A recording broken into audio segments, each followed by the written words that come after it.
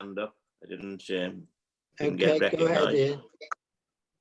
I did have a problem with my laptop through county, so I can't get the agenda up. All I've got is the photographs of each of the members.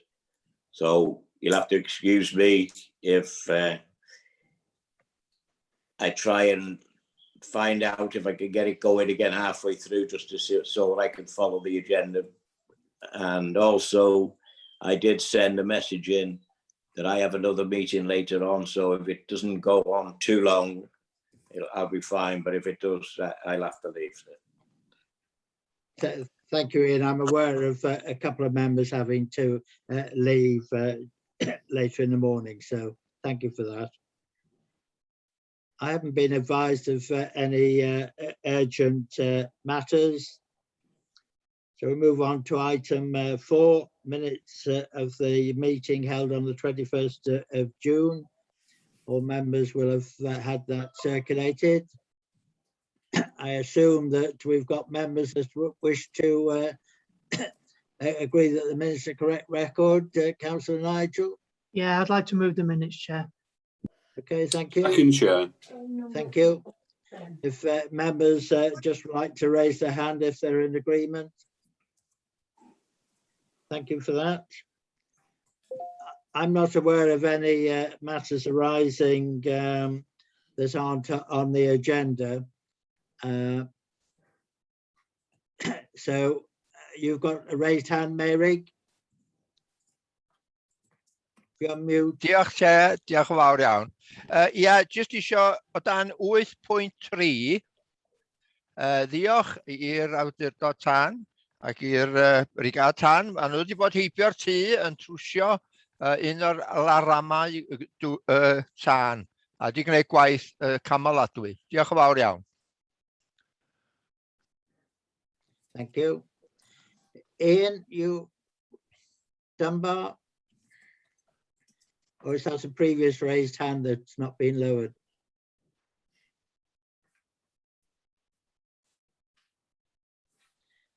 Okay, well, I see no further raised hands. So that takes us to item 6, which is my report as chair.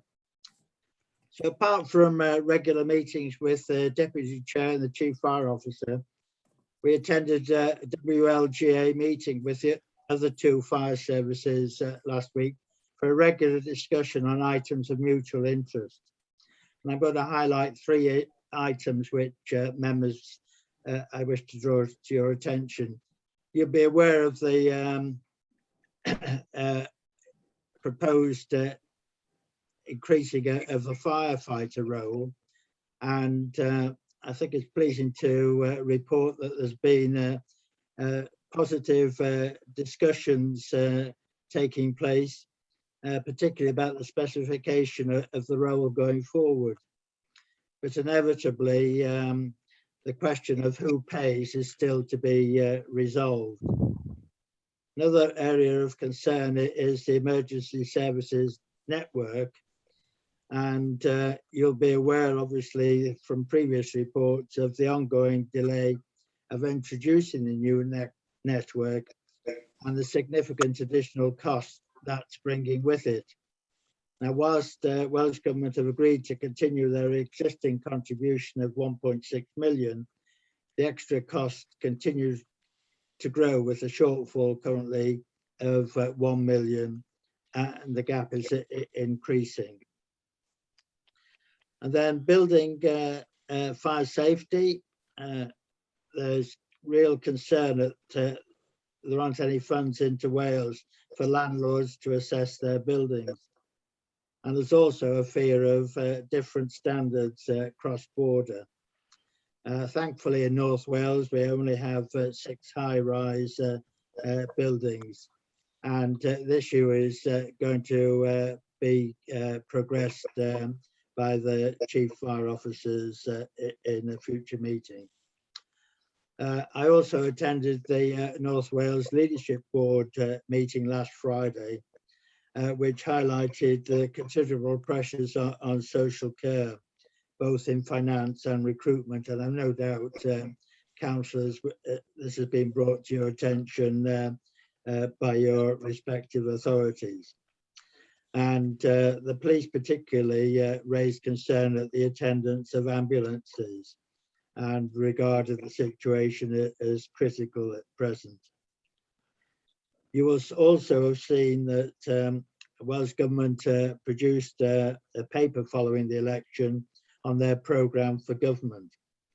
And the leadership board requested that they give a steer on the priorities they're going to give in that paper. So it's a pleasure to attend recently both the Future Leaders Apprenticeship parade at Real Fire Station and also honouring our staff in an award ceremony at headquarters with presentation of their medals. Having been delayed because of the pandemic, it was very much appreciated by the recipients. So members will be also well aware that this is the last meeting of Colin Everett, our chair, who has been clerk to the authority for considerable time, and he's due to retire shortly. So I, like many chairs and chief fire officers before me, have been very grateful for his wise counsel. And personally, I also wish to express my considerable thanks to you, Colin, for the wise words you've and the discussions what we've had in my period of tenure. So I'm sure members would endorse the fact that you've brought considerable professionalism to the role of clerk. And I think it only remains for me to wish you and Mrs. Everett a long and fruitful retirement, and wish you all the best. So I'm sure members would wish to join me in a silent clap to Colin.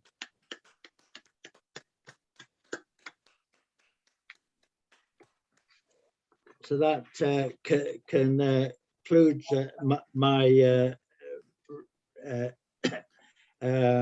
report, but I'm aware that Colin isn't actually going to remain for the whole of the meeting. So I don't know whether, Colin, you want to leave a final word to members.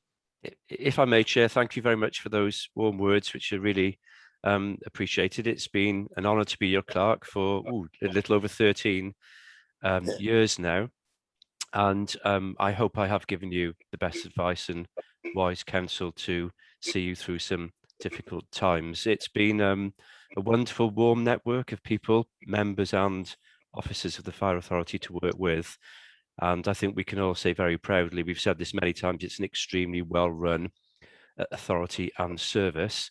And that's a credit to everybody on the line, noting that there are big challenges ahead that Dawn, as the new Chief Fire Officer, will share with you in the Part 2 item later. I think the final advice I would give you, it's down to us to craft a positive future coming out of the pandemic. Dawn will be right to press for the next stage of change and modernisation, so that it's a service that's fit and ready to deal with very changing circumstances out in communities. And a very final comment, of course, I'll leave you in the capable hands of Gareth, who you all know very, very well, who will now be your clerk, and he and I, while I'm here till the end of October, will help and support Dawn in prepping some of those changes that will come ahead. And of course, Gareth is well supported by Matt Giorgio as his new deputy. So I wish you all well in the future. I do hope to see you all from time to time. And of course, we'll look out for the progress and the affairs of the Fire Authority and service in the future. So diolch yn fawr. Pleasure. Mary, you wish to have a word? Os gai y parchus gadeirydd, diolch yn fawr. Fel cyn dweud, swn i'n hoffi Colin yn fawr iawn. A mi wasanaeth, dweud y gwir, oedd o'n gymorth angen ac yn gymorth gwych i ni fel cadeirydd. a fel awdurdod tân. A dwi'n cael ddiolch a dymuno bob llwyddiant a dymuniad da i Colin i'r dyfodol. Diolch yn fawr iawn. A dymuno dda i Gareth hefyd yn ei swydd newydd. Okay, thank you. Well, we'll now move on to item 7, which is a COVID-19 update, and I'm going to invite Richard Fairhead to take this item, please, Richard. Diolch yn fawr, Cadeirydd. Thank you very much, Chair. Members will be well aware of the current national situation across the UK, Wales and indeed North Wales, where cases of COVID are still high, despite so many people receiving the vaccination. We in the service have seen a steady increase in numbers of people who have been confirmed as having COVID-19, although we steady out with about 10 people at any one time off work with COVID, and thankfully we've not had any of those staff members recently who've required anything other than rest at home. As a service, we're continuing to work with our partners to support the recovery agenda, and Sian Morris represents the Chief and the service on the Recovery Coordination Group, the RCG, where we're continuing to work and offer our support to help North Wales recover. We continue to follow government advice and are working to move to a new normal through our internal business continuity management group, with more and more meetings being held face-to-face with appropriate safety measures in place. And indeed, recently the Chief was able to hold a service leadership team meeting in person. We're able to do this by having robust risk assessments and control measures, which we continue to review to support the staff who work in our buildings and our fire stations in staying safe and providing the services to our communities. What we are doing is continuing to expand those services in a safe and controlled and managed way, and I'll give you some examples. Members will be pleased to hear that following a successful pilot and consultation with partners, we were able to run, and we are now able to run, week-long Phoenix courses for young people across North Wales. Once again, managed through robust risk assessments, which our Phoenix team have in place to enable the courses to run while keeping the team, the young people, their families, and indeed our communities safe. We've also been carrying out safe and well checks in person to our most vulnerable through the majority of the pandemic, but we've been doing lots of phone call audits to the less priority individuals. We're now trying to move to do a greater number of those checks in person, and I'll be able to update members at regular intervals on how that is progressing.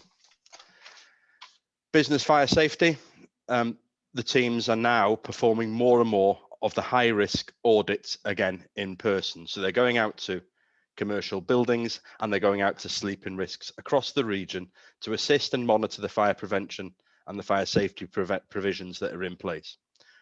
We believe this is very important in supporting businesses in keeping their staff, their buildings and their patrons safe, particularly with the huge increase in staycation and visitors across North Wales. Similarly, our operational crews have been keeping in touch with the higher risk premises across the area. So these are premises where if there was an incident, if there was a fire, it would cause a much larger incident, possible risk to firefighters and possible risk to the community. They were doing these audits and making sure that the information we have of what's stored there, how many people are there, how we get in, and all those sort of things over the phone. Again, we're now able to send crews out to do these in person, again, with robust risk assessments in place. So those are some of the areas where we're returning to a more normal sort of state, and we'll continue to monitor the progress of these and adapt them and review them and the risk assessments as government advice changes. I think I probably need to say that the way that our staff in every single function, department and station have worked through the pandemic and into this recovery phase has been fantastic. Without their professionalism and commitment, we wouldn't have been able to continue to provide the essential services that we have done since March 2020. Their dedication to provide those services to the communities and across the region isn't a surprise, but it's something which I know that the Chief Officer and the rest of our team are extremely proud of. So thank you very much. Thank you, Richard. I have to say, having attended those two events, it was quite apparent to me the enthusiasm and professionalism of staff. And you've illustrated there that we're now going into a new way of working.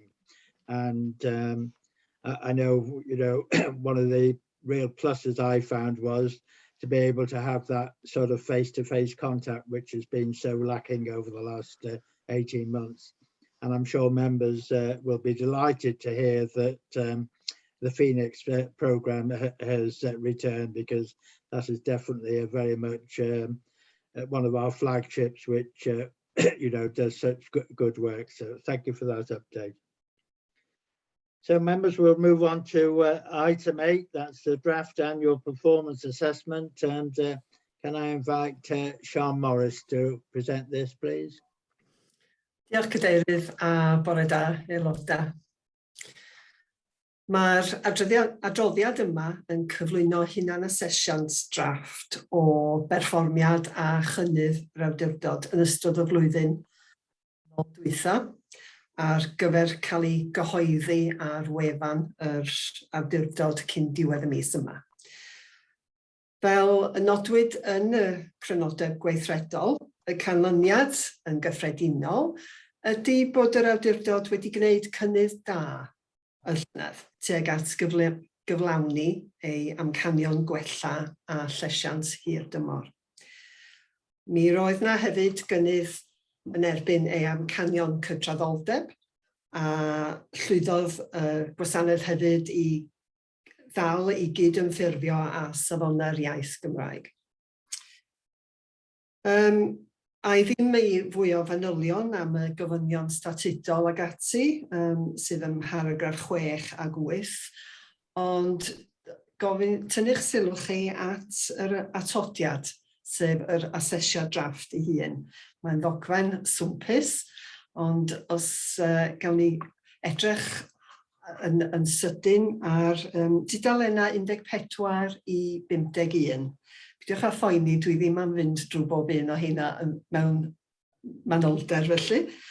Ond os gai dynnu'ch sylw chi, dwi'n meddwl bod o werth treulio chydig o funudau yn edrych ar sut ddaru'r awdurdod wneud yn erbyn bob un o'r 7 amcan, neu amcanion hir dymor. Dwi'n meddwl bod o werth edrych ychydig bach yn fwy manwl ar y rhain. Mae amcan 1, fel y gwyddoch chi, yn ymwneud â gwella iechyd diogelwch a llesiant bobl yng Ngogledd Cymru. A mae o'n canolbwyntio'n bennaf, fel fyddwch chi'n disgwyl, ar dana damweiniol mewn cartrefi.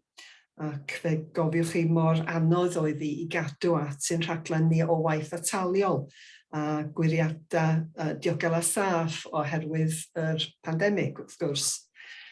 Serch hynny, fe lwyddodd y gwasanaeth i gyflawni gwaith ataliol yn ogystal ag ymateb i argyfyngau yn ystod y flwyddyn a fu.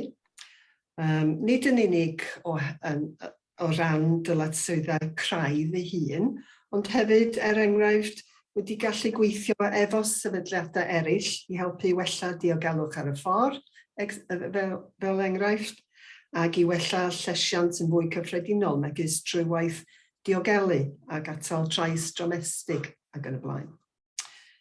Yn amlwg yn ystod y pandemig, oedd y prif sylw'n cael ei roi ar gadw staff yn saff. Dyna oedd y prif flaenoriaeth, cadw staff yn saff, mwyn parhau i ddarparu gwasanaethau. Ond wrth reswm, doedd hyn ddim yn rhywbeth fysa ni wedi rhagweld wrth ddrafftio yr camau gweithredu ar gyfer y flwyddyn, a felly dyna pam dydyn nhw ddim yn cael eu rhestru yn fanna, ond dyna a fi. Mae amcan 2 wedyn yn ymwneud â gwella gwydnwch cymunedol.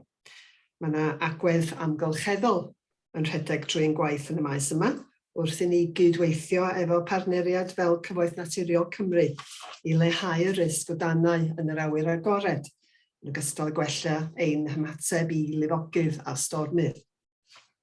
Unwaith eto, aeth y gwaith gwasanaeth ati trwy weithio efo sefydliadau eraill a chyfathrebu trwy rhannu cyngor a thargedu yn effeithiol. Mae amcan 3 wedyn yn ymwneud â gweithredu'n effeithiol ac yn effeithlon. Yn amlwg oedd hyn yn fwy heriol i ni gyd yn y sector gyhoeddus llynedd, ond gweitha pandemig fe lwyddwyd i reoli ein hadnoddau yn dda. Roedd angen addasu wrth gwrs, ac mae'n deg deud na chyflawnwyd y cynlluniau gweithredu yn union fel oeddan ni wedi rhagweld, ond fe lwyddodd y gwasanaeth i gadw ei ffocws, gadw pethau'n mynd a chanolbwyntio ar ein blaenoriaethau pwysicaf. Mae amcan 4 wedyn yn ymwneud â ymgysylltu mwy efo bobl, gan gynnwys y cyhoedd a'r staff. A ddaw hyn ddim yn syndod i neb bod hyn wedi bod yn arbennig o heriol o dan gyfyngiadau Covid, oedd yn golygu nad oedden ni ddim yn gallu mynd o gwmpas yn y gymuned fel fysa ni fel arfer. Ond fe lwyddwyd i roi allan negeseuon allweddol a defnyddio cyfryngau cymdeithasol ag ati, fel y gallai pobl ddal i dderbyn cyngor, hyd yn oed pan nad oeddan ni ddim yno yn bersonol felly, yn y cnawd. Rhaid derbyn bod hyn wedi bod yn sgwrs braidd yn un ochrog, fel fysach chi'n dall. Ond ar yr ochr arall, mae yna enghreifftiau yn yr asesiad drafft o waith arloesol fe o'n i'n gwneud efo'r ysgolion, gwaith wedi dargedu efo lleihau llosgi bwriadol ag ati. Hefyd, mae yna enghreifftiau, dwi'n meddwl am yr un sydd ar dudalen 32, ond staff ni'n ymweld ar ysbytau mawr, ysbyty Gwynedd a Glenclwyd a Meilor, i siarad efo plant a phobl ifanc am sut i gadw'n saff yn eu cartrefi. A mae yna enghraifft arall o un aelod o staff yn gymryd ar her o dynnu llun ohono ei hun ar ben bob un o'r 15 copa neu Eryri sydd dros 2,000 o droedfeddi o uchder i godi ymwybyddiaeth o bwysigrwydd profil ar ymau mwg. Felly lle mae yna ewyllus, felly mae yna ffordd yn does o wneud y beth yma, a mae staff wedi bod yn arloesol iawn yn ei gwaith. Mae yna hefyd ddisgrifiad o rhai o heriau o ddalatu i gadw mewn cysylltiad efo staff. Oedd gymaint ohonyn nhw yn gweithio adra ac o dan bwysau gwahanol felly, pob un o'r aelodau staff. Eto, mae yna doedd neb wedi rhagweld gorfod gwneud hyn, ond fe weithiodd y staff yn arbennig o galed i gefnogi cydweithwyr a'u cynnal nhw drwy'r flwyddyn. Ac yn wir mae hynna yn dal i barhau, o dal i fynd ymlaen wrth gwrs. Mae amcan 5 wedyn yn ymwneud â'r gweithlu ei hun. Oedd y flwyddyn yn dipyn o gymysgiad yn yr ystyr i bod ni wedi gorfod rhoi rhai prosiectau un ochr dros dro mwyn canolbwyntio ar flaenoriaethau mwy uniongyrchol. Ond rhaid hefyd cydnabod fod llawer o bethau wedi cario ymlaen, ond gyda chydig o addasu. Amcan 6 wedyn yn ymwneud â dod yn fwy ymwybodol o'r amgylchedd a lleihau ein heffaith ar yr amgylchedd. Ddim syndod fod y pandemig wedi arafu'r gwaith yma rhywfaint, ond mi roedd yna gynnydd serch hynny, gan gynnwys gwaith rhanbarthol trwy fwrdd arweinyddiaeth rhanbarthol Gogledd Cymru a'r byrdau gwasanaethau cyhoeddus. Mae'n deud fod yna rhywfaint o ddal i fyny i'w wneud rwan, ond mae yna fwy am hynny ar agenda'r cyfarfod yma heddiw. Ac yn ola yr 7fed amcan, sy'n ymwneud â chynnwys gwerth cymdeithasol a chynaliadwyedd yn ein gwaith, gan gynnwys ein prosesau caffael. Unwaith eto, doedd yna ddim lot fawr i adrodd arno fo, ond Mae yna ambell i beth i fod yn falch iawn ohono oedd wedi digwydd llynedd, fel ein gwaith ni efo'r Bwrdd Iechyd a'r Cynghorau Sir i sefydlu'r ysbytai maes a darparu un o'n hunedau dihalogi, mass decontamination unit, ar gyfer cael ei ddefnyddio fel cyfleuster triage yn ysbyty Gwynedd a chynorthwyo'r gwasanaeth ambulans trwy ryddhau aelodau staff i yrru ambulances. Felly o ran y saith amcan yr awdurdod, fel y dywedais, mae'r hyn asesiad yn dod i'r casgliad bod cynnydd da wedi digwydd y llynedd. Rhywle yn y canol, rhai pethau wedi mynd yn dda, pethau eraill dal ar y gweill, sy'n ddigon teg. Wrth droi nesaf at y safonau iaith Cymraeg, adran yn dechrau'r tudalen 44 o'r ddogfen. Fe welwch chi fod 38% o'r gweithlu ar ddiwedd mis Mawrth eleni yn siaradwyr Cymraeg rhugol. Roedd yna ganran llawer iawn uwch wrth gwrs, 83%, oedd efo o leia sgiliau sylfaenol iaith Gymraeg, ond ddim yn angenrheidiol yn rhugol eto. Mae tudalennau 45 i 47 o'r ddogfen hefyd yn disgrifio rhai o'r pethau gyflawnwyd i hyrwyddo'r iaith gweitha y pandemig, ac oedd hyn yn cynnwys pethau ffurfiol fel hyfforddiant a gweithgareddau anffurfiol fel sesiynau Welsh Wednesday, Mercher Marfer a cwis dydd Gwildewi ar gyfer staff. O dudalen 48 i 51, mae yna grynodeb o gynnydd yn erbyn amcanion cydraddoldeb yr awdurdod. Mae rhain i raddau helaeth yn ailadrodd y gweithgareddau yr adroddwyd arnynt eisoes, ond ambell i ychwanegiad fel cyflwyno pecynnau e-ddysgu sy'n delio'n benodol a chydraddoldeb, amrywiaeth a chynhwysiant. Wedyn, tudalen 52, mae'r dangosyddion perfformiad ac ymlaen at adroddiad blynyddol yn erbyn y siarter ymateb i danau mewn cartrefi. Mae yna, chi sylwi bod ein y ddau o fylcha, y mag acw, lle dydy'r ffigurau ddim wedi cael eu cyhoeddi eto gan Llywodraeth Cymru, ond wrth gwrs pan ddaw heina mi fyddan ni'n gosod neu mewn yn y ddogfen. Ar dudalen 58, mae adran sy'n delio efo be ddywedodd bobl eraill amdano ni yn arbennig, felly Archwilio Cymru yn ei adolygiadau o gynnwys a gwydnwch corfforaethol, darparu cysylltiadau electronig sydd ar y tudalennau. Ac yn ola, rhywfaint o wybodaeth cyffredinol ag ati, manylion cysyllt a geirfa ac yn y blaen. Felly dyna olwg bras ar y ddogfen gynhwysfar iawn. Gyda'ch caniatâd chi, Gadeirydd, fyswn i'n licio deud gair am y staff ddarlunio ar asesiad yma eleni. Mae'r cynhyrchu'r ddogfen yma yn dasg enfawr, fel ydych chi ddychmygu, bob blwyddyn i'r adran cynllunio corfforaethol.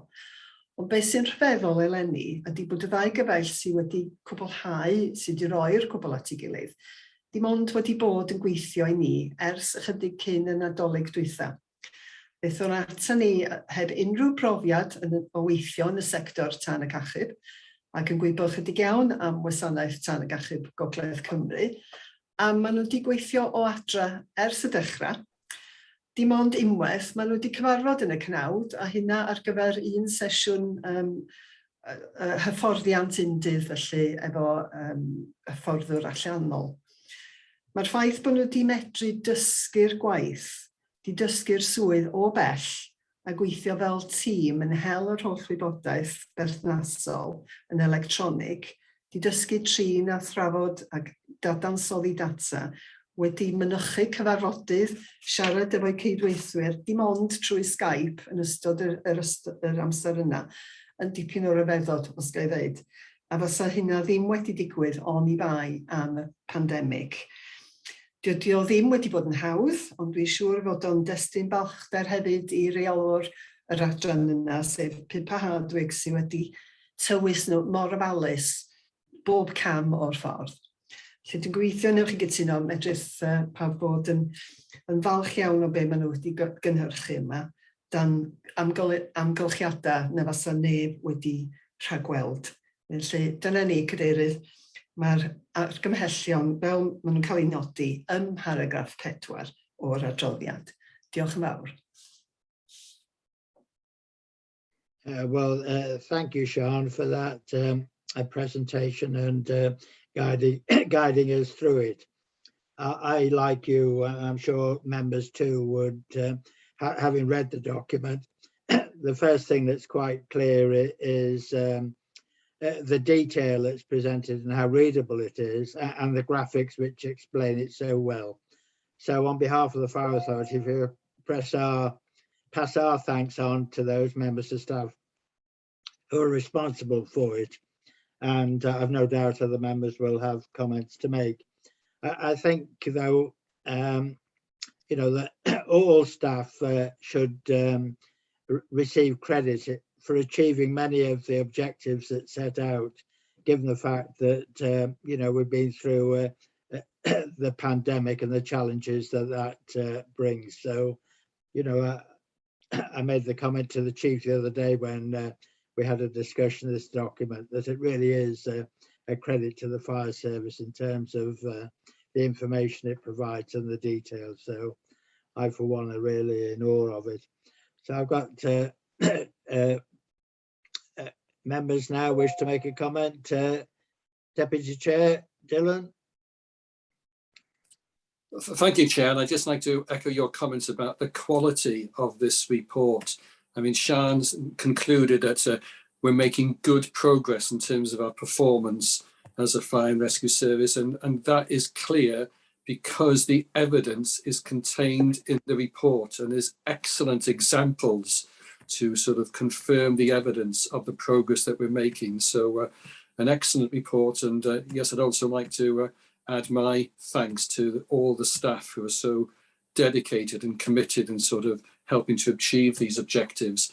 I just have one question, and that's on page 54 of the report and related to some of the data on performance. And it says under item or sort of objective 3, we will attend dwelling fires swiftly and properly equipped to deal with them. And then there are some gaps, and Sian mentioned that there are some gaps because we're waiting for confirmation from the Welsh Government in terms of those response times.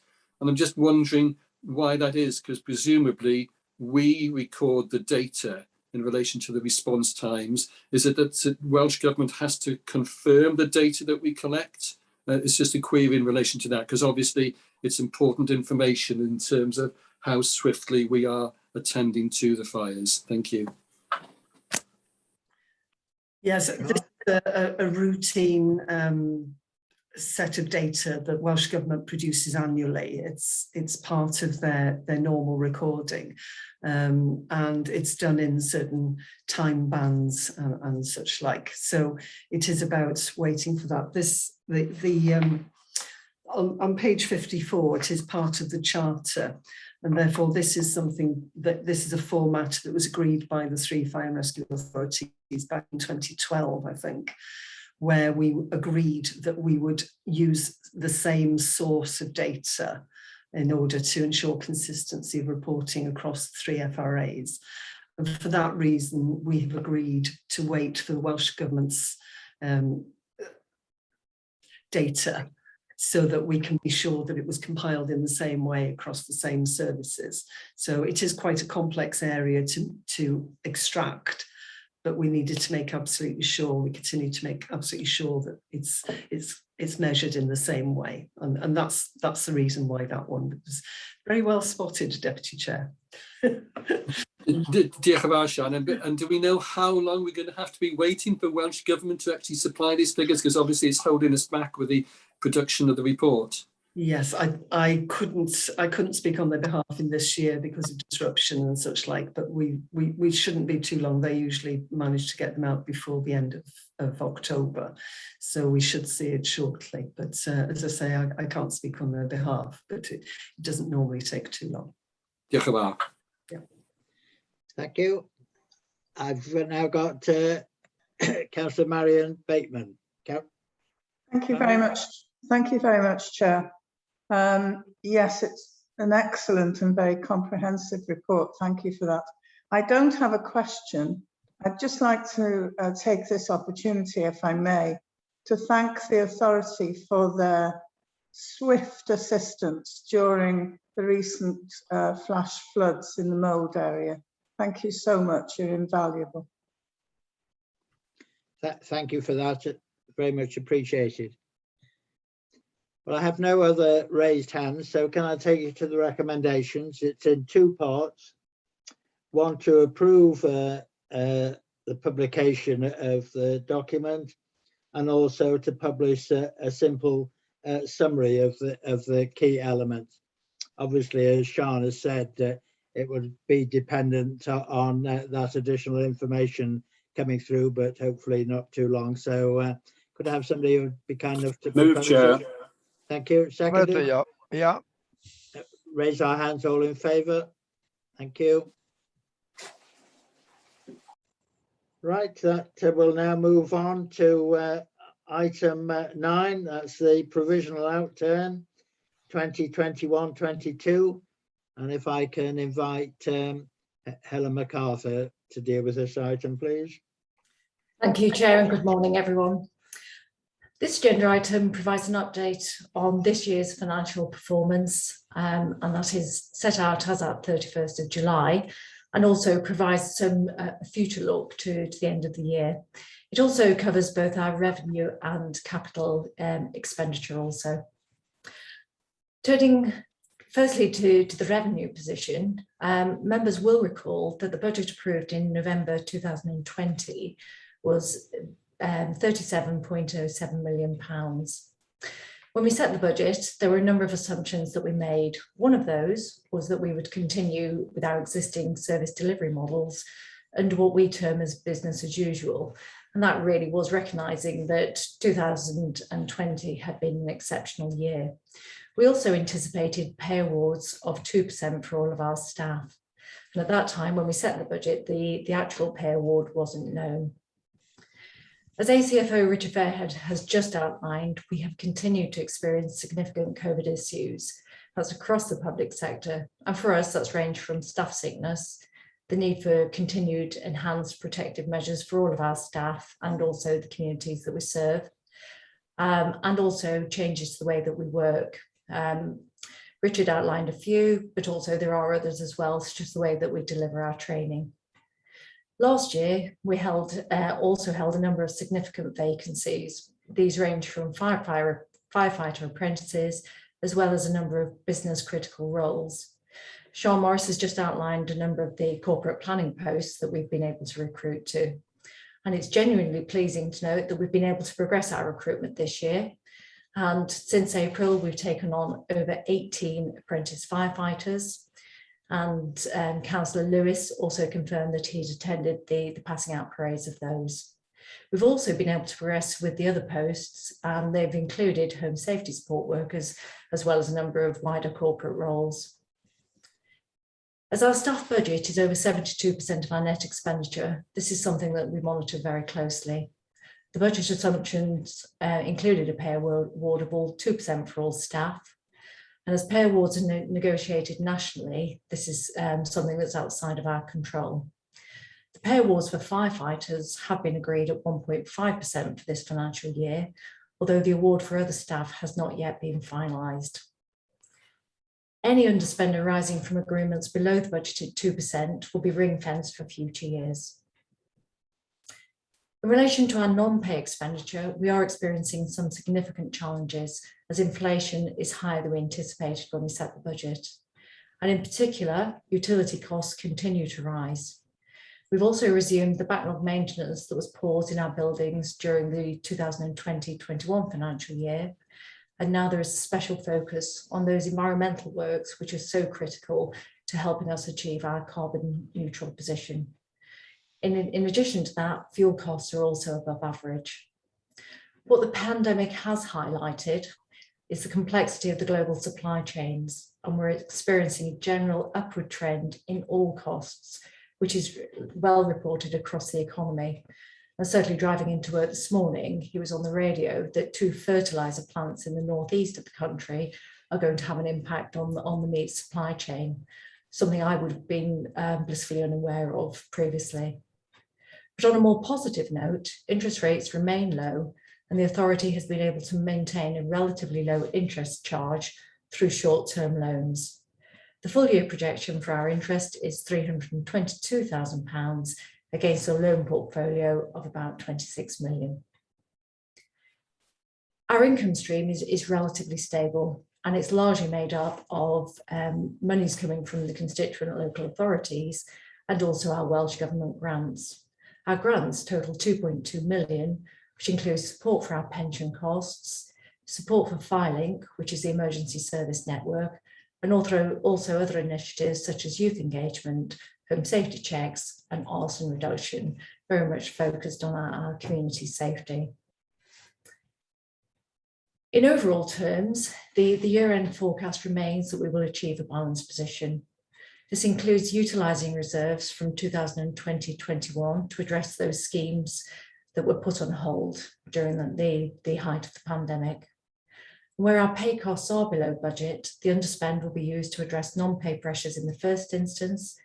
And paragraph 30 of the report shows the revised budget headings against each of the expenditure items.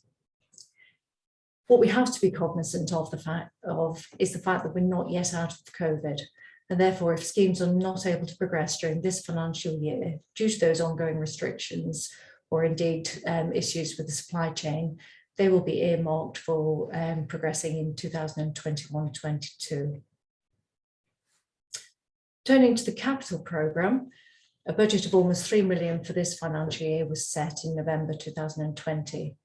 The capital plan has been revised to 2.4 million as a small number of the building schemes are now being funded via revenue. The plan is mainly made up of replacement fire appliances, and currently it's estimated that these will become operational in May 2022 when the final payments become due. We have 8 fire appliances in progress, very much 15% of our fleet. They will remain in the capital plan, but it's highly likely that that element will be rolled into next year. That concludes my update, and I'm happy to take any questions that members may have. Thank you, Helen. And again, an excellent report, really laying out all the facts for members there. Obviously, going forward, and we'll all have seen the inflation increases in materials and everything else at the moment, which obviously are going to have an effect on this year and future years' budgets. Just one thing from me, really. I hope that we continue to apply for any financial assistance from Welsh Government that we might be eligible for the rest of this budgetary year. So I've got Mary Glor Davies has got a question for you. Diolch yn fawr a diolch am yr adroddiad. Dim ond un bychan di a dweud y gwir.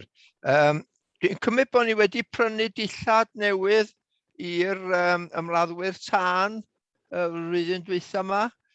Ac dwi'n cymryd mai drwy Gymru da ni wedi prynu nhw, chi'r arferiad bod yr awdurdodau tân i gyd efo'i gilydd yn prynu offer i gael nhw'n rhatach. Diolch yn fawr.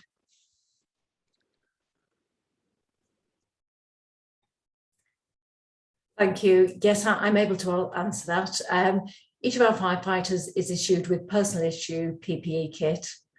It generally lasts between 6 and 8 years, and that has now been rolled out. Absolutely. Once for Wales, where we can actually collaborate with our other fire and rescue colleagues, whether it is just in Wales or more widely in England and Wales, but we have done that.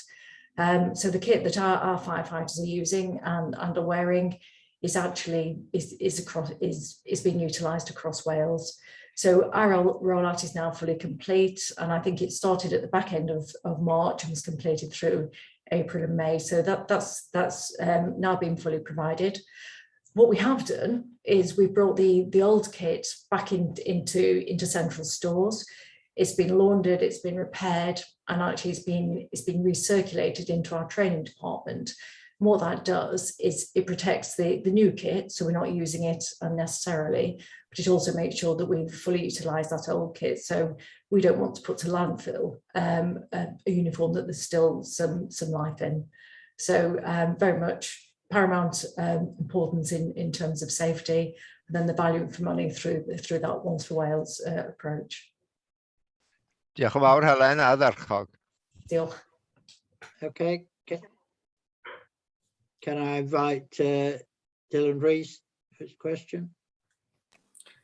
Thank you, Chair, and thank you, Helen, for your report, which certainly reads positively. I don't have a question. I just wanted to make a comment, actually. The Chair sort of mentioned inflation, and it does concern me that sort of the national pay award that's been agreed for firefighters is an increase of 1.75%, yet inflation has now gone up to just over 3%.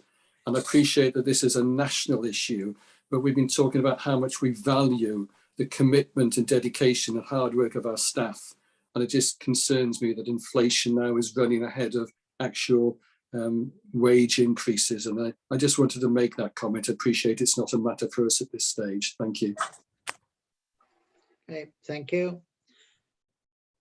I have no further hands raised, so can I take you to the recommendations under 4, and that is that we note the capital outturn and the projections highlighted in the report, and the second part is that we note the budget realignment requests. So could I have somebody who's prepared to, thank you, John, and Mary seconded. So if members just like to raise their hands if they're in agreement to that.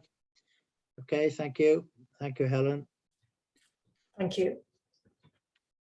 So we'll move on to item 10, which is pensions, and this is a subject which seems to be repetitive on our agenda, and I've no doubt Helen will explain in her presentation why.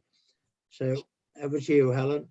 Thank you very much. I'm just about to test my technical skills as I need to share my screen. So I'm hoping that you're going to confirm that you can see my screen now. Yes, we can see it. Excellent. Thank you very much. Today, the paper on the agenda is quite a technical paper. It talks about pensions, talks about some of the challenges. So my presentation today is going to focus on those aspects of it, because I think it's really, really important that members are fully cited. But the critical question for me is always about, so what? So I'm going to do the technical presentation, and then I'm going to refer to my colleague, ACFO Stuart Millington, who's perhaps going to talk members through the wider aspects of this and the impact that it might have on our staff, not necessarily immediately, but perhaps as we do that forward look.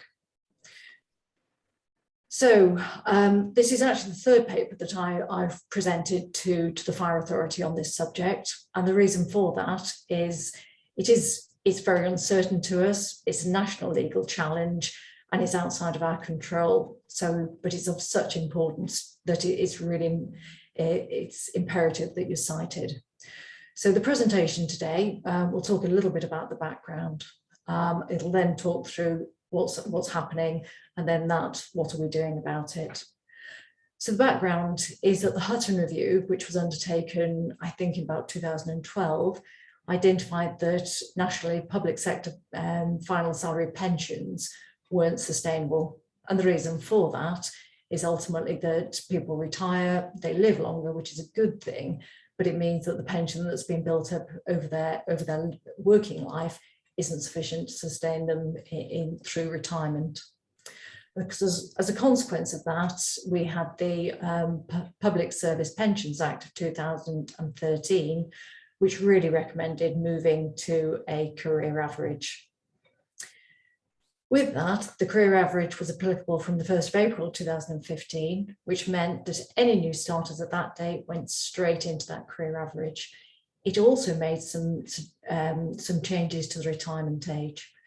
So as councillors of local authorities, you'll be very familiar with the fact that the retirement age moved from age 60 through to age 67. And for our firefighters, that changed from age 55 through to age 60.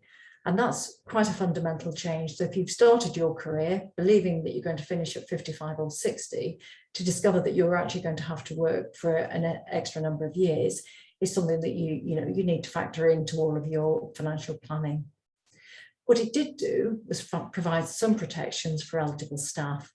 For staff, it was that your final salary link was maintained for your pension accrued up to that stage. And also for our firefighters, there's some particular nuances around double accrual in your last years of service, and they were maintained.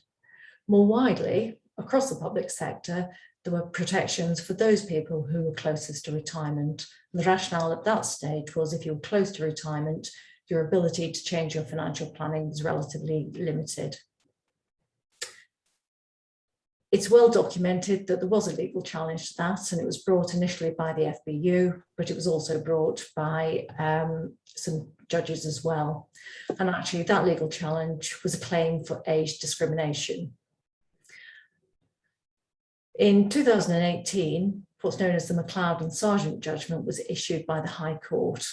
And that said there had been discrimination and it was not justifiable. So subsequently, the UK government said they were satisfied, they accepted that, and that the judgment would be applicable to all public sector schemes. Having identified there's been discrimination, the question then is, what do we do about it? So throughout the summer of last year, the UK government went out to consultation and they really consulted on those proposals for remedy. So we broadly know what those proposals are going to be, but we actually need underpinning legislation to enable you as scheme managers to put those proposals into action, as it were. The primary legislation is the Public Service Pension and Judicial Offices Bill. Now that's had 2 readings in the House of Lords and it's going for royal assent in 2022. And at that stage, we'll then need secondary legislation, which is to update all of the scheme regulations. And so for us in the firefighter scheme in Wales, it's going to be the Welsh Government. The work is running in parallel because they're already cited on the key aspects of it. An overview of what the remedy will look like is that to be eligible for remedy, you have to have been a member of the firefighters pension scheme on the 31st of March 2012. The remedy period runs from the 1st of April 2015 to the 31st of March 2022. So that's a 7-year period. And what the remedy is that if you're an eligible member with pensionable pay in the remedy period, you will be returned back into your legacy scheme for the period of remedy. And most importantly, from the 1st of April, all staff will move into the career average scheme. What the government recognises is that actually the final salary scheme isn't necessarily the best scheme for everybody. Largely it will be. So what it's allowing is freedom of choice. So effectively, if you're within scope, you will get a choice of benefits in that 7-year period. You can either take them all as final salary, or you can take them all as career average. And the question then becomes, when do I need to make that choice? The government's UK bill has said we anticipate that everything will be implemented by the 1st of October 2023, which is a lead-in period of 2 years. And if you're an existing member of staff you're employed by a fire and rescue sector and you're continuing to pay into your pension scheme, you will be given that choice at the point of retirement. For those people who've already taken their benefits and their beneficiaries, they will be given an immediate choice once the implementation has been effected. Now, the vast majority of people who've retired in that period have got 1992 benefits. That means they're already into the final salary scheme, but a very small number of people have also got career average benefits as well. 2 years is a long time to wait. So if you're currently employed by us and you're in danger of reaching your retirement age, the question is, what happens to me?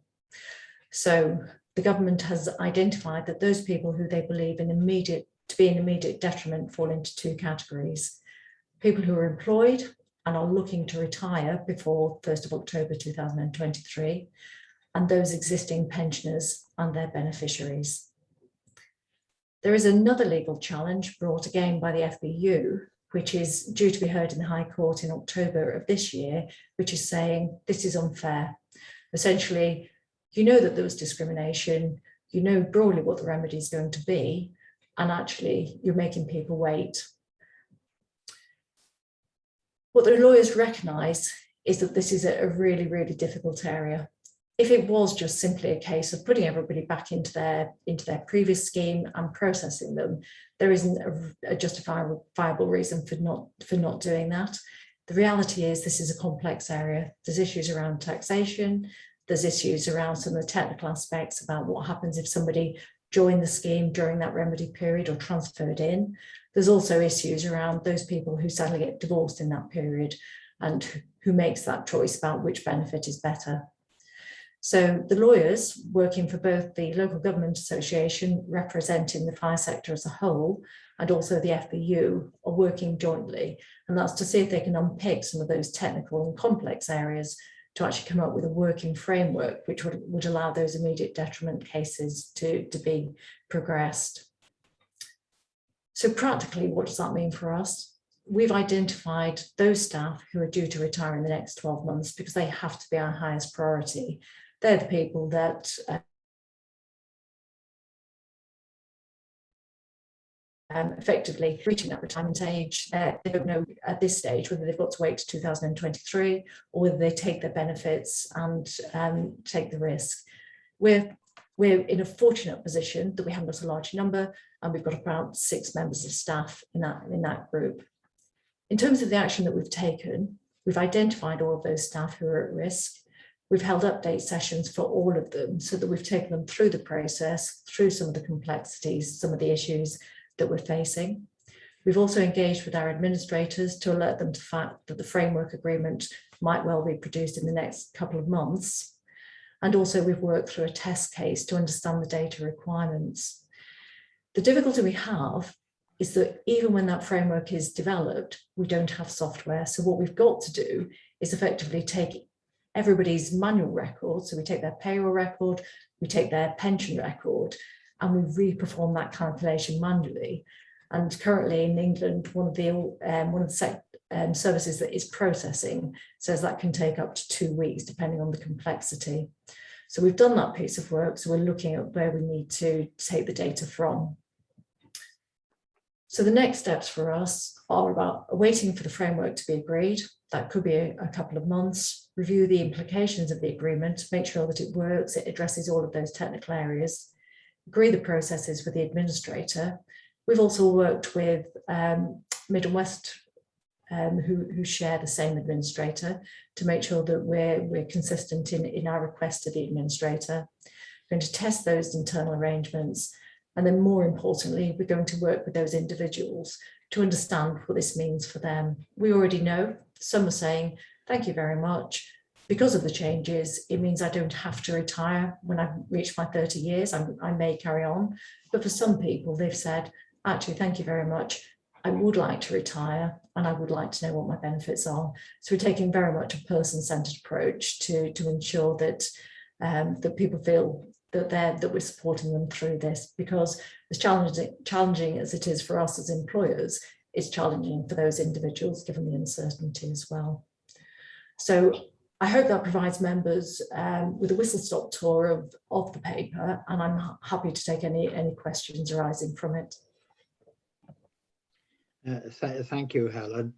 As I said at the outset, really, this is a very complex issue, but I'm sure our staff who are due to retire will welcome the fire service support they're getting, and hopefully a solution will be forthcoming in the not too distant future. So can I invite questions from any members? Chief first. Well, if you'd like to bring in members to ask their questions, but then if we can give the opportunity for Stuart Millington to talk about some of the impact, the internal impact, that would also be helpful. Okay, thank you. Thank you, Chair, and good morning, members. So just from a purely operational perspective, then the areas that have been described in detail from ACFO MacArthur, how they may impact our staff and the workforce going forward. So there's two key operational issues really, or issues from an operational perspective, and that is that in relation to staffing and also the impact on the experience of our workforce. So in relation to staffing, whilst this does impact on a number of staff who've already retired, I can give the assurances that those staff members who've already retired are both small in number and are already receiving a pension. So there will be an opportunity for us to work through what that looks like for those staff members in due course, and amendments can be made for those people. But they are in receipt of a pension. As I said, they're small in number, it's only about 11 people in that group. However, for those who are still with us and had amended their career planning assumptions and had planned to stay longer as a direct result to the changes in pension, these people are likely, although we don't know, but they are likely to return to their previous planning assumptions and retire at least 5 years, but potentially up to 10 years earlier. So, for example, an individual who had joined at 18 years of age, who had done 30 years of service, would have been able to retire not at 48, but at 50 years of age. The changes to pension resulted in their planning assumptions being that they would have to stay for 10 years longer. Those people may revert back to a planning assumption of retiring at 50, so it could potentially be 10 years earlier in their planning assumptions. This is an area that in the past was relatively predictable, but now is less so. And this creates difficulties in terms of our succession planning, because we really could predict previously when somebody had achieved the optimum position of their pension, then they are likely to retire. But you know, they may go back to their previous assumptions, but they may have changed their own planning, their own pension arrangements, their own private arrangements to accommodate staying for longer, and they may wish to continue that. So it does create that uncertainty that Helen has already described.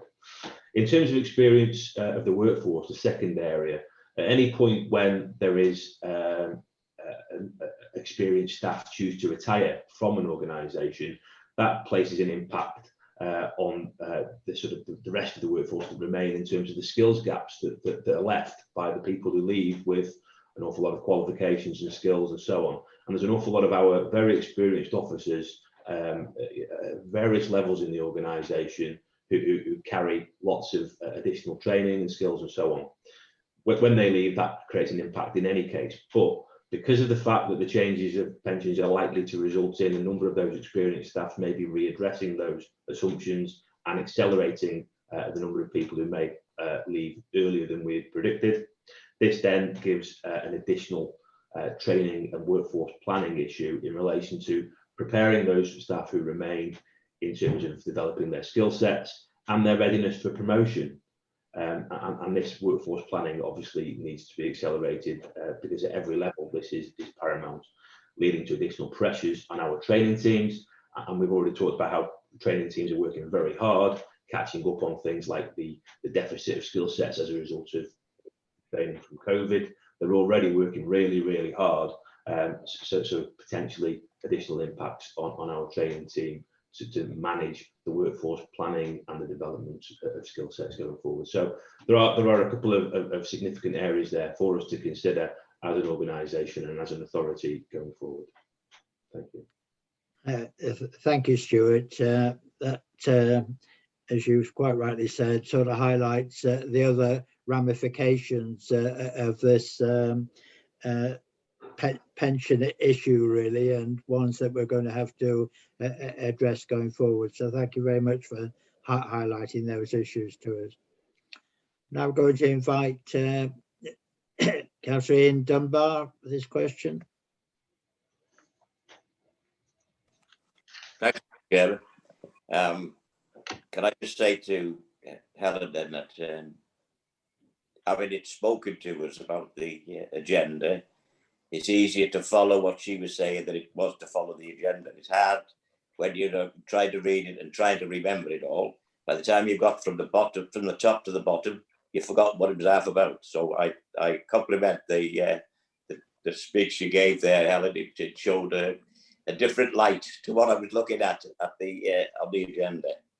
Can I just say, I know a lot about this because we've gone through it when I was a steel worker, the same sort of thing. And I've spoke about the pensions thing between MacLeod and Sargent many times over the years that I've been with the Fire Authority. Because we, as a steel company, went through this big change from one pension to a new pension. It affected a lot of people. The younger ones, as I say, when they first started, there was no problem with that. It was those that were nearing pension age and those that had built up a pension with over the years are not quite there to retire. So what we asked for as a committee when we were doing this is that we wanted as much information from the old pension scheme to what the people that was introducing the new one. And so we organised lots of meetings.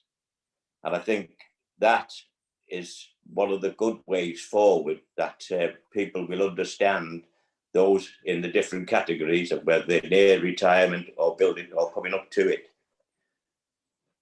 One of the most important questions people asked, what we had, they knew that, God forbid, when they retired, they lived a long enough life to enjoy it.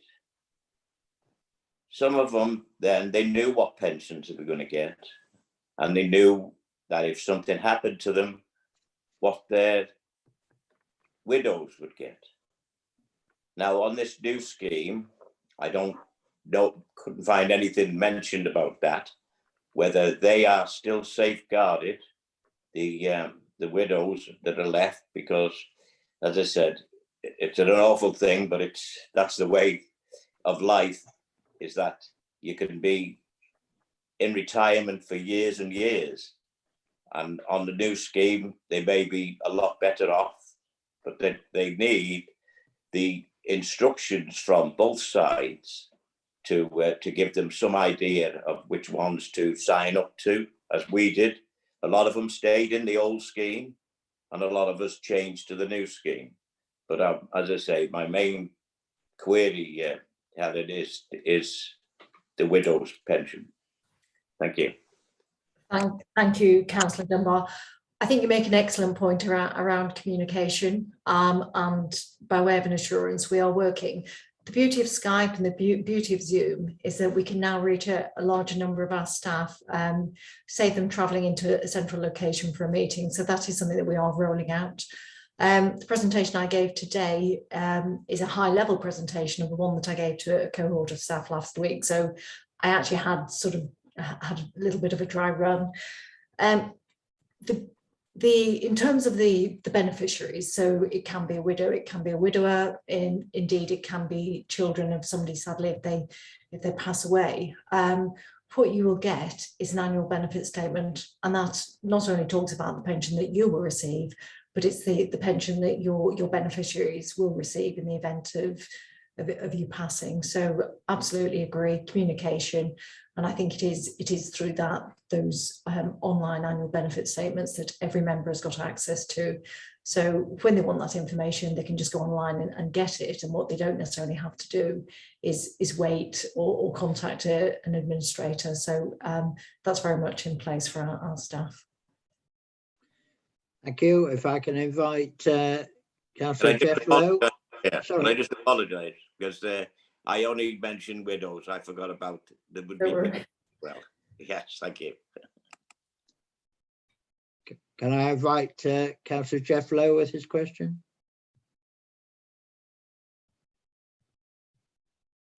You're on mute, Jeff. Yeah, I was just saying it's good to note. our members are still politically correct and watchful of the mistakes we make. Yeah, I have a question and an observation to make, depending on the answer to the question. Can I ask Ellen, how long have we been in this situation? How many years is it now that we've been discussing this pension issue? I think it's fair to say that the High Court judgment was issued in December 2018. So this is, as you will appreciate, the third year. In the first stages, the UK government sought right of appeal. They lost that. And then it was into that process of it being applicable to every public sector pension scheme. It is a very long, drawn out, elongated process, I'm afraid. Yeah, thank you for that, Helen. It's just that from a human being's point of view, a simple view of that I have is there still appears to be a lack of some clarity there, and there still appears to be some uncertainties that still exist. And after this length of time, I think they shouldn't be as difficult as they are. You know, we have firefighters who are looking at the possibility of retirement, and we still have this lack of some clarity and uncertainties, which I believe is very unfair. And if I may say so, probably making a rod for my own back, the only winners so far seem to be the legal profession. I'm not sure I can comment on whether. No, I don't want you to. I'm not sure I wish to. Councillor Lower, I think we all share your concerns. When you've got individuals in the middle of a decision, I think it's really very, very challenging. If I can give you any comfort at all, because of the initial protections that were afforded within the scheme, those people who were very, very close to retirement during that elongated legal process have largely retired, mainly on the final salary. But so it is very much those people who are coming up to retirement now who have a much harder choice. And at an individual level, I'm hoping that what I'm able to do is provide assurance that the work that we're currently doing is working with them to understand their own personal circumstances and the impact that it may have, and understanding the technicalities relevant to them. So I think if I can share your concern at the period of time that it's taken nationally across every public sector pension scheme. But at a personal level, if I can give that assurance that we know who's affected and we are working with them to try and rectify that situation. I also know that I speak to colleagues in the Welsh Government because they're going to have to start producing the scheme regulations. And this is very much in the forefront of their planning work. We meet the Scheme Advisory Board, which Councillor Apsley sits on. We'll be very aware it's high on the agenda for every Scheme Advisory Board, and the Welsh Government is prioritising this because it's a sort of uncomfortable situation for everybody. Good. Thank you for that, Ellen. Thank you. Next, Councillor Brian Apsley. Thank you, Chair. It's a comment rather than a question, but you know, I've been involved, as Helen has just mentioned, in the Pension Committee and the Scheme Advisory Board, and the word complex was used. Well, I've had a lot of experience over the years with pensions, but I tell you, that word complex should be stressed. I thank people before for their work, and this morning, as Councillor Dimbar just said, these slides are excellent, and they allow lay people, and I regard that not as an insult, but we are lay people, or most of us are lay people, even though we've had some experience. But it allows lay people to understand, and if not understanding, it allows lay people to ask questions with some confidence that they know partly what they're asking. So I'd just like to thank again Helen and all the team for their work in this. It's quite excellent. So thank you very much. Thank you. Thank you, Brian. I think we'd endorse those comments too. Mary, you're next. Diolch yn fawr, Mr Cadeirydd. Ac aina ddiolch i Helen ac i Stewart am yr adroddiad. Mae'r gors yma i angen ei thramwyo. Thank you. Yn I've got, Sorry? Da chi'n iawn, Mr Cadeirydd? Iawn? Ia, go ahead, Mary, it was breaking up. O, sori, na i ddiffodd y llun. Dyna ni. Ia, chwbl o'n mynd i ddweud, o diolch i Helen ac i Stewart am yr adroddiad, cynhwysfawr a dealladwy iawn. Mae'r gors anodd yma i'w thramwyo yn broblem ofnadwy, a dwi'n cydymdeimlo yn arw a'r staff a'r gweithlu, a diolch i'r swyddogion am ei cynnal trwy'r gors anobeth yma.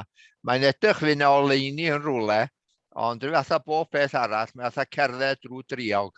Diolch yn fawr iawn. Thank you.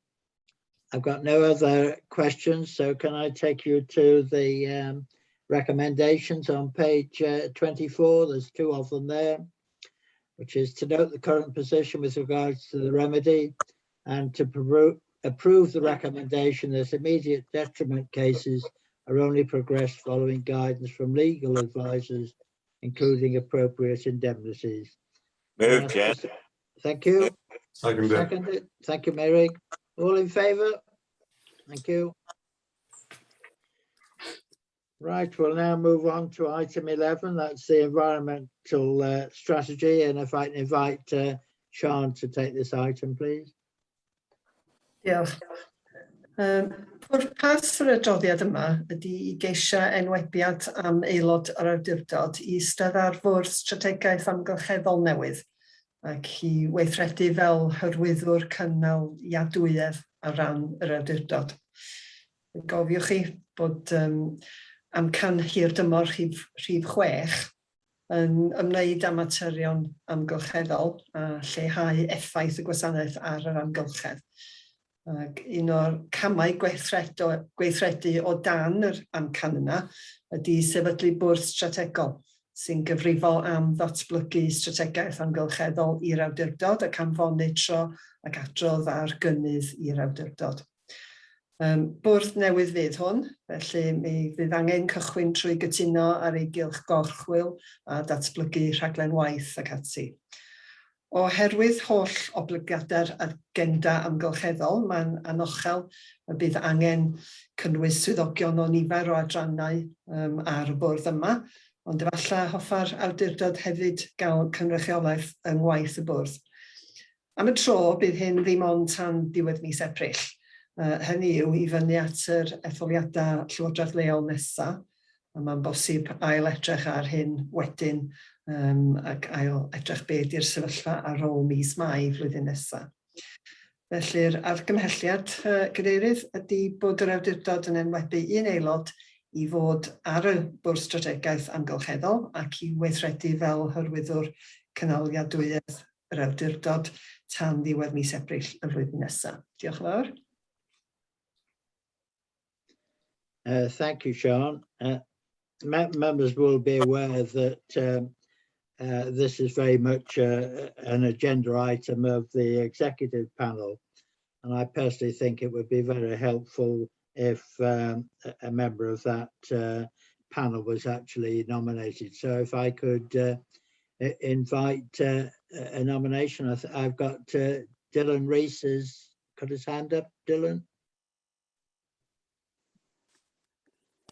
Thank you, Chair. I think Brian actually had his hand up first, so I'll let Brian go first and then I'll come in afterwards. Well, okay. Well, I don't mind. Brian, do you want to go ahead?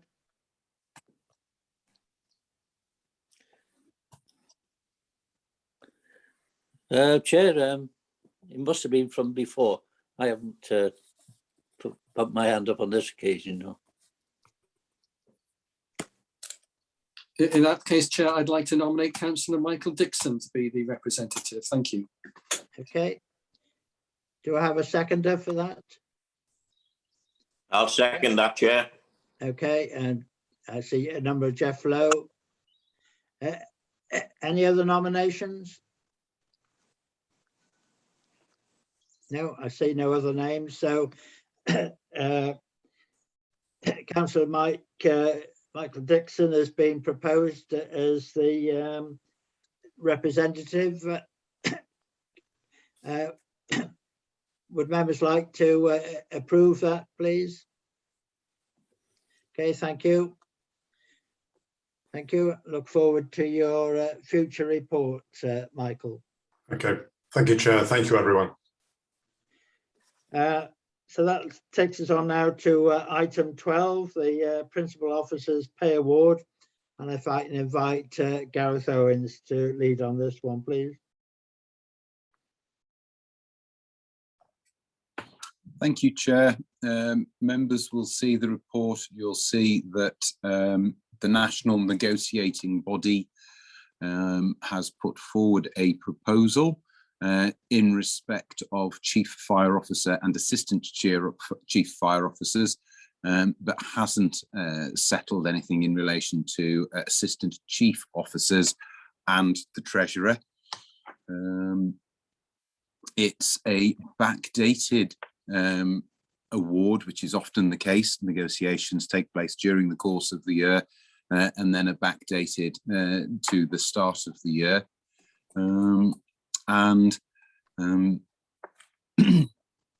It is an agreed rate. It is, members will note the level and will note that that's well below current inflation. And this is an issue that we'll be touching on, I think, in some of the consequences of that and some of the consequences of the string of below inflation awards is something that we'll need to touch on in the part 2 item, Chair.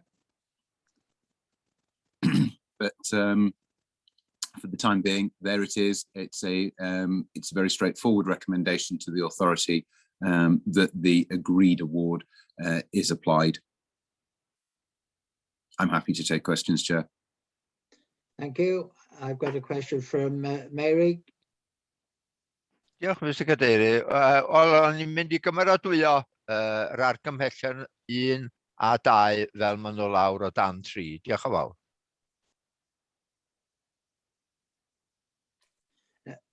What about 3 and 4?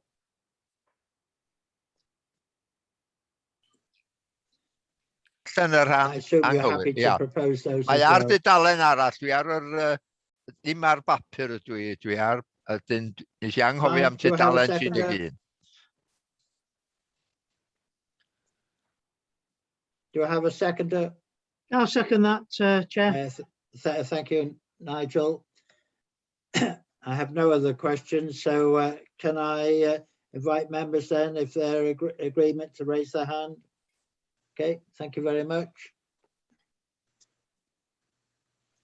Now, item 13, the Inclusive Fire Service Group, and I invite Sian to respond to that, please. Diolch yn fawr. Pwrpas yr adroddiad yma ydy rhoi gwybod I chi am waith y grŵp gwasanaeth tân cynhwysol, neu'r IFSG. Mae'r cefndir yn mynd yn ôl I 2015, pan sefydlodd y cydgyngor cenedlaethol I IFSG I hun, I ystyried materion yn ymwneud â chydraddoldeb, amrywiaeth a materion diwylliannol mewn gwasanaethau tân ac achub. Rhyw 2 flynedd yn ddiweddarach, cyhoeddodd y cydgyngor cenedlaethol gylchlythyr yn cynnig nifer o welliannau. Ac os oes gynnach chi go da iawn, falle byddwch chi'n cofio bod y adroddiad wedi cael ei drafod gan y panel gweithredol ym mis Gorffennaf 2017 am gynnwys y cylchlythyr hwnnw ac yn ceisio enwempiad o blith aelodau'r awdurdod I arwain y gwaith yn lleol. Fel y gwyddoch chi, enwebwyd y cynghorydd Sue Lloyd Williams a mae adroddiadau achlysurol ar waith yr IFSG wedi cael ei cyflwyno I chi ers hynny. Fel y byddwch chi'n ei ddisgwyl, daeth y gweithgaredd mwyaf o ran mentrau newydd yn ystod y blynyddoedd cyntaf. Fedrwn ni byth ei bod y gwaith wedi ei orffen a bod yna ddim mwy I gyflawni achos dyma'r math o waith sydd byth yn orffenedig felly. Mae'r gorfynion yn dal i esblygu ac mae'r gwaith yn parhau dros amser.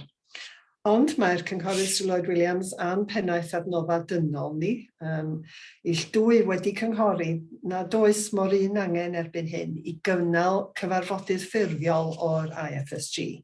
Dydy'r grŵp ddim wedi cyfarfod ers tro ac mae'r gwaith sy'n weddill ar y rhaglen waith wedi cael ei gymhathu i waith bob dydd y gwasanaeth.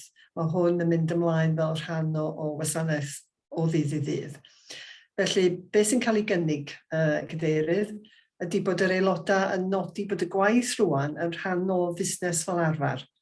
A bod cymeradwyo'r cynnig i roi gorau i gyfarfodydd ffurfiol o'r IFSG, ond bod adroddiad manwl yn cael ei gyflwyno i'r awdurdod yn y dyfodol sydd yn olrhain y cynnydd a wnaed yn y meysydd penodol sy'n gysylltiedig â'r IFSG ers 2017. Felly dyna'r argymhelliad, Cadeirydd. Diolch yn fawr. Thank you, Sian, and I think those recommendations really make a lot of sense. Brian, I'm not quite sure whether your hand is a question in relation to this or a previous... It's to this, Chair. Go ahead.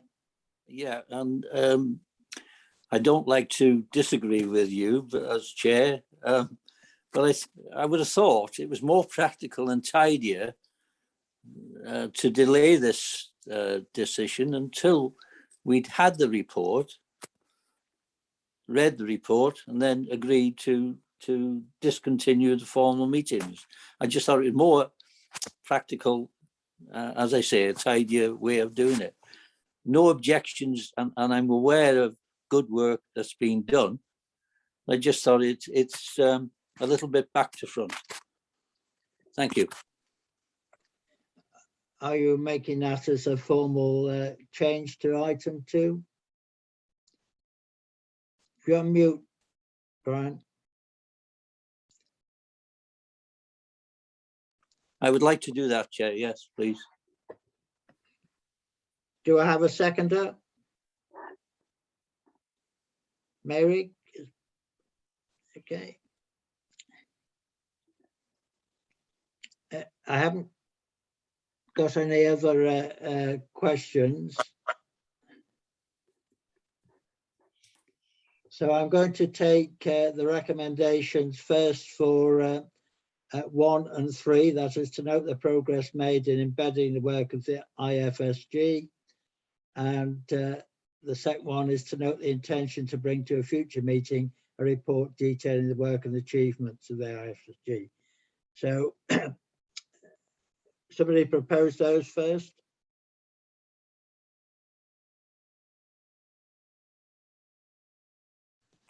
I'll propose them, Chair. Thank you. A seconder? Yeah, happy, Chair. Okay, thank you. So we've had an amendment in terms of 2, which is to endorse the proposal to discontinue formal meetings of IFSG. It's been proposed and seconded, so I'm going to take that to the vote first. So if you would like to raise your hand if you're in agreement to that postponement. So if members would like to vote that way, please.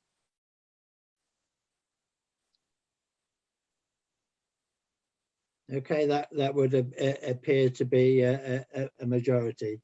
So the amendment is carried. Thank you. We'll move on to item 14, and that's a verbal report on the Constitution review. I think, Gareth, you're going to take this item. Yes, thank you, Chair. So members will recall that at the July meeting, they established a small working group consisting of the Chair, the Deputy Chair, the Chair of the Standards Committee, the Chair of the Audit Committee, and Councillor Lloyd Davis, to look at the Constitution with a view to updating it in line with updating the language, updating references to legislation, and also bringing it in line with requirements under the Local Government and Elections Wales Act 2021, The group has had one meeting, very successful meeting, where we went through the key issues that the authority needs to consider in line with Welsh Government guidance on multi-location meetings, as they're calling them, i.e. meetings where not everybody is physically in the same place. So we've gone through that, worked through the questions on that. Matt and myself are doing the consequential drafting and we'll meet again. I think diaries mean preventers meeting again before the middle of October. But we're preparing the consequential drafting as a result of that, and then we will present to the working group with the consequential drafting from the decisions they've already made and the references within the Constitution that just need to be updated and brought into line with more modern practice. And the example I always give is the line that says the chair won't ask, well, the chair has the right to ask for something to be written down and handed to him in writing before he takes a vote on an issue, which clearly doesn't accord with modern practice. We'll do those as well. We expect to be able to complete our work in that next meeting, and then the working group will be making recommendations back to the authority, the full authority, in its December meeting for the changes that need to take place. I think I've probably covered everything, Chair. It was a very productive 2 hours that we spent, and I think 2 more hours will finish it. I'm happy to take questions. Okay. Thank you for that update, Gareth. I haven't got any questions. I think people are really waiting for the ultimate presentation to the Fire Authority. So if I could kindly ask you to take the next item, the whistleblowing policy, please. Certainly, Chair. So the review of the whistleblowing policy was undertaken by the Standards Committee as part of its rolling review of all the codes and protocols that are within its jurisdiction. And so this is something that it does once every local authority term or once every fire authority term, just to make sure that everything's still up to date and pertinent. It looked at 2 aspects. It looked at the wording of the policy itself, but also looked at whether the Standards Committee was itself the right place or the right body within the Fire Authority to actually have oversight of that policy. So in respect of the wording of the policy, there were a few minor changes. The most significant change, though, was extending the scope of the policy to apply to contractors or subcontractors of the authority, so that if they believe there were to be any malpractice, say in relation to the contract on which their organisation is working, then they are able to use that policy and raise those issues with the authority. And that reflects standard practice across all the constituent authorities and the other fire authorities. So that was the first thing. The second thing was, as I said, it looked at which body should be responsible for oversight of the policy. Oversight of the policy is making sure that it's up to date, but also seeing how well it works. Have there been any issues raised underneath the whistleblowing policy? Is it being promulgated appropriately? Are people being trained on it? And it's quite unusual for the Standards Committee to have that oversight. One of the fire authority does so, but if you see from the report, within North Wales itself, only one of the councils gives that responsibility to the Standards Committee, because the Standards Committee has a very clear statutory remit in respect of member behaviour. And the whistleblowing policy isn't really about member behaviour. The whistleblowing policy is more akin to the work of the Audit Committee, looking at financial probity and whether processes and procedures are being followed and there's proper internal control within the fire authority as a body. So there are 2 recommendations. There's a slightly amended version of the policy, but also a recommendation that the Audit Committee should be responsible for oversight of the policy rather than the Standards Committee going forward, Chair. And I'm happy to take any questions. Thank you. I have a question from Ian Dunbar for you.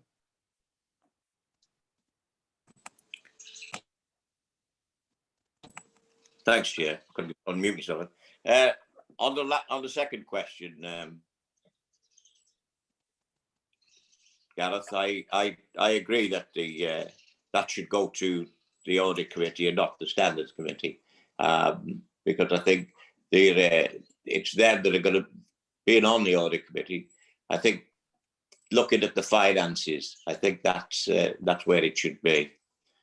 On the first one, where you're trying to introduce the contractors, has the authority got named contractors like we do in the council, where we can call on? Those, I think, should have the authority, the capability of putting in what would you call it, whistleblowing, if you like. But if they haven't got statutory contractors, I don't think that would be applicable to them. You know, they're just used for one operation rather than having a list of statutory contractors. If I can, Chair, yeah, how this works in councils where they have this as part of their whistleblowing policy is it's simply included as part of when we send out an invitation to somebody to bid, we will include the list of policies with which we would expect the successful contractor to comply, and it would be one of those. So we would say to and we would flag within the tender documents and within the contract when they're appointed to say these are the policies that you need to follow, and just say, look, here's the whistleblowing policy. If you as an organisation or anyone within your organisation has any concerns, they perhaps perceive unlawful or unethical practice, then they are free to raise it in this way. And it's really the main point. The idea was that anybody could use it, and it's just making sure that we've reflected that within the policy and we give them that route to do it. And assuming the authority agrees that it should be applied to contractors, then that would be the change we'd expect to see taking place. Wouldn't be a big thing necessarily. It would be one of a raft of policies that they already get, and it would be one more for them to look at, and just gives that extra opportunity in case somebody else were to see something that, as an authority, we thought was in breach of our own policies or was unacceptable behaviour. Okay. I'm quite happy with that, Chair. Thank you. I have no other questions, and Gareth has outlined the two recommendations there. So could I ask somebody to propose and second them? I'll move, Chair. I'll move. Happy to second that, Chair. Thank you. Roger, all in favour? Thank you. So, Chair, before Yes. you take the item, this was the item in which Matt and I needed to declare an interest. Perhaps Alwyn could move us into the lobby temporarily whilst you debate the item and then bring us back afterwards. Well, I'm oh, right. We're going into part 2. Yes, if you would leave then, Gareth.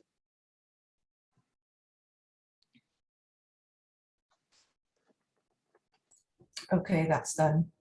Okay, thank you. Right, if I could invite the chief to take item 17, the appointment to post of monitoring officer and treasurer. Thank you. With the departure and our best wishes with Colin Everett leaving, it is appropriate that we make arrangements to enter into a competitive process for the role of clerk to start on the 1st of April 22.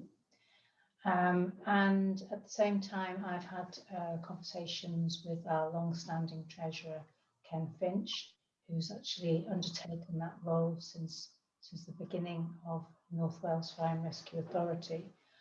And Ken has indicated that because of his other commitments, then this might be the appropriate time for him also to stand down from that role. And therefore, we would like to go out to a competitive process for that as well. In the meantime, we do need to have named individuals to undertake the role of interim clerk and interim treasurer. And the proposal in this paper is that Gareth Owens, who is the deputy clerk at the moment, steps up to be the interim clerk. We don't have a deputy treasurer, and therefore there is also the proposal that Helen MacArthur, as a qualified accountant and head of finance, should step up to be the interim treasurer during this period of time. So the recommendation is that we enter a competitive process for both roles, and that we agree that in the meantime, Helen MacArthur and Gareth Owens undertake these roles until we've let the contracts. Can I move that proposal, Mr. Chairman, that both of those two individuals that the chief has mentioned are on interim basis? I second that, please. Thank you. I've got Marion Bateman wishes to raise the point. Thank you, Chair. I didn't want to raise a point. I was wanting to propose the two individuals, but someone jumped in before me. So thank you very much. Well, I'm sure you're happy to second it. Absolutely, yes. Yeah. Okay. I have no further hands raised, so it's been proposed and seconded. So we'll go to the vote if members like to vote again. Thank you.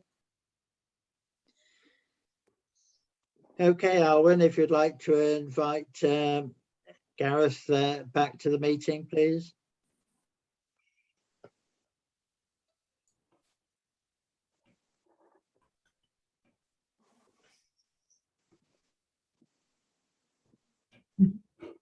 Okay, they're back in now. Thank you. We'll now move on to item 18, the reappointment of independent members to serve on the authority's standards committee. So Gareth, if you'd like to take that, please. Thank you, Chair. So members will be aware that there's quite there's a very statutory regulated process for appointing standards committee members. Need to advertise against a specification that's been approved by the authority, with a panel that consists of not only members of the authority but also a lay member, and that standards committee members, once they have been appointed for one term, are able to be appointed for a second term without needing to go through that process, and they can serve a maximum of 2 terms. So we have 2 members that were appointed in 2017. It's hard to believe that they've done 4 years already, but Julia and Sally were appointed in 2017. They are willing to serve again if the authority is happy to reappoint them. They are both happy and active and inquiring members, and they take their duties very seriously and very heavily engaged in the work of the committee, and indeed they are the chair and vice chair of the committee at the moment, roles that must be fulfilled by independent members. They can be reappointed for a maximum 4 years, Chair, and that would be my recommendation that they are. I'm happy to take any questions if members have any questions. Well, I don't see any questions, but I'm sure members would be happy to propose those 2 names. Yeah, derbyn. Thank you, Ian. And Brian Apsley. So all members agree to those 2 names being approved. Thank you. Can I just ask, Chair? Yeah. On the last agenda, should we tell those that we've recommended as to be the clerk and the treasury? I don't think they know whether they know that we've accepted them. Well, thank you for that reminder, Ian. Just for you to know, both Helen and Gareth, that the committee have approved the recommendations for you to continue in those roles until April next year. Thank you. So before we actually move into part two, can I thank officers for their presentation today, and for those who also contributed to those detailed reports. I'm sure members like me are very appreciative to that information that's provided. It's so clear to follow. So can I thank you? So could I ask proposer and seconder that we now actually move it into part two? Thank you, Marianne. Do I have a seconder?